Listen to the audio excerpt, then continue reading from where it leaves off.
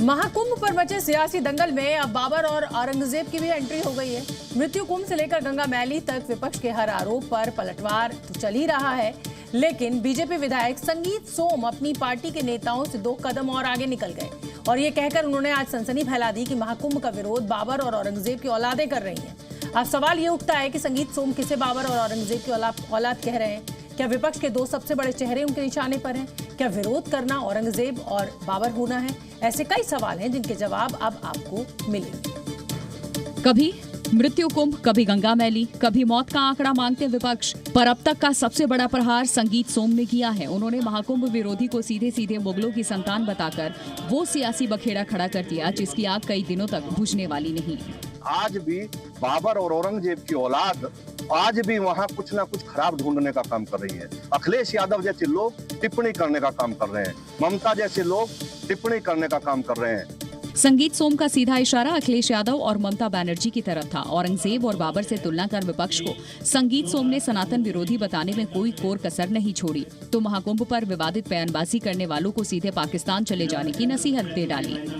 मैं बता रहा हूँ ना, ये लोग वे लोग हैं कि जिन्हें रहते भारत में हैं लेकिन प्रेम पाकिस्तान जैसे देशों से है, उन्हें चले जाना चाहिए। मैं तो बहुत पहले से कहता आया हूँ, ऐसे लोगों का देश में कोई काम नहीं है और देश के 140 करोड़ सनातनियों ने ठान लिया है कि इस तरीके के लोग अब देश में रह भी नहीं सकते। यानी सनातन विरोधियों को सीधा संदेश, भारत में रहना है तो पाकिस्तान जैसे बोल नहीं चलेंगे, नहीं तो पाकिस्तान भेजने का इंतजाम कर दिया जाएगा। लेकिन संगीत सोम का ये बयान कितना सही है, आप खुद तय कीजिए।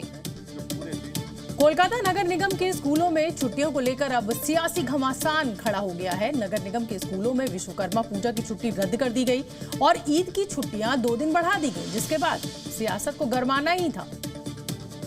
सबसे पहले आप कोलकाता म्युनिसिपल कॉर्पोरेशन का ये नोटिफिकेशन देखिए, जिसमें साफ लिखा गया है कि ईद की छुट्टी 2 दिन बढ़ाई गई है, जबकि दूसरे पैरा में लिखा है कि विश्वकर्मा पूजा पर कोई छुट्टी नहीं है और सियासी बवाल की यही वजह है। इस सर्कुलर के सामने आने के बाद बीजेपी नेता सुकांता मजुमदार ने ममता सरकार पर भेदभाव का आरोप लगाया।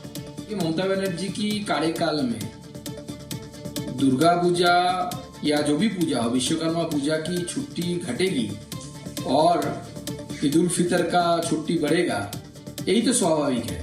ममता बनर्जी ने वन लिया है कि वो बंगाल को इस्लामिक खैलीफेट करके छोड़ेंगे और स्कूलों में छुट्टी घटा के, विश्वकर्मा पूजा की छुट्टी घटा के वहाँ पे मुस्लिमों की त्योहार की छुट्टियां बढ़ाई जा रही है। सियासी बवाल होने के बाद ममता सरकार बैकफुट पर आ गई। बीजेपी के आरोपों के बाद कोलकाता नगर निगम के मेयर ने इस पर सफाई दी और इसे एरर बताया। ऐसे एक सर्कुलर किया है उन्होंने, जो कि सर्कुलर अवैध सर्कुलर है, क्योंकि एक चीफ मैनेजर कभी भी कोई पॉलिसी डिसीजन नहीं ले सकते हैं। उन्होंने बिना किसी से बात किए, कोई अप्रूवल बिना उन्होंने ये सर्कुलर किया है। जैसे हम लोग के नॉलेज में है, ये सर्कुलर को कैंसिल किया गया है। ये मामला 31 मार्च और 1 अप्रैल पर ईद की छुट्टी की घोषणा और विश्वकर्मा पूजा की छुट्टी रद्द करने के बाद उठा। हालांकि बीजेपी की तरफ से इस पर सवाल उठाने के बाद कोलकाता म्युनिसिपल कॉर्पोरेशन ने सर्कुलर को रद्द कर दिया है, लेकिन इस मामले पर सियासी बवाल लगातार जारी है। शिवसेना के वरिष्ठ नेता और राज्यसभा सांसद संजय राउत ने महाराष्ट्र के मुख्यमंत्री देवेंद्र फडणवीस की तारीफ की है। संजय राउत ने मुख्यमंत्री फडणवीस के एक फैसले का स्वागत भी किया है। दरअसल महाराष्ट्र की राजनीति में इन दिनों एक शब्द गूंज रहा है, फिक्सर। मुख्यमंत्री देवेंद्र फडणवीस ने फिक्सर्स को मंत्रियों के पीएस या ओसीडी के रूप में नियुक्ति पर रोक लगाई थी। करप्शन पर रोक लगाने के लिए सीएम फडणवीस के इस फैसले का संजय राउत ने स्वागत किया। इस राज्य में मंत्रालय में भ्रष्टाचार करने में एक रैकेट है, उस रैकेट में मंत्रियों के ओएसडी और पीएस शामिल है। ये मुख्यमंत्री का ऑब्जर्वेशन है, देवेंद्र जी का, और उसको रोक लगाने के लिए कुछ ओएसडी और पीए को उसने नियुक्त नहीं करने दिया। और ये मुख्यमंत्री का शब्द है, ये फिक्सर है, ये सब लोग फिक्सर है, तो उनका स्वागत ही करना चाहिए। अगर मुख्यमंत्री भ्रष्टाचार रोकने के लिए कुछ कदम उठा रहे हैं तो ये स्वागत योग्य कदम है। उद्धवकोट के सांसद संजय राउत ने ये दावा किया कि जिन 16 अधिकारियों की नियुक्ति को सीएम देवेंद्र फडणवीस ने मंजूरी नहीं दी, उनमें से 13 शिवसेना के मंत्री थे। सीएम ने राज्य के हित में कठोर निर्णय लिए हैं और उनकी ये पहल महाराष्ट्र की प्रशासनिक पारदर्शिता बनाए रखने में मददगार होगी। इस दौरान संजय राउत ने ये सवाल भी उठाया कि ये फिक्सर किस मंत्री ने रिकमेंड किए थे, उनके भी नाम सामने आने चाहिए।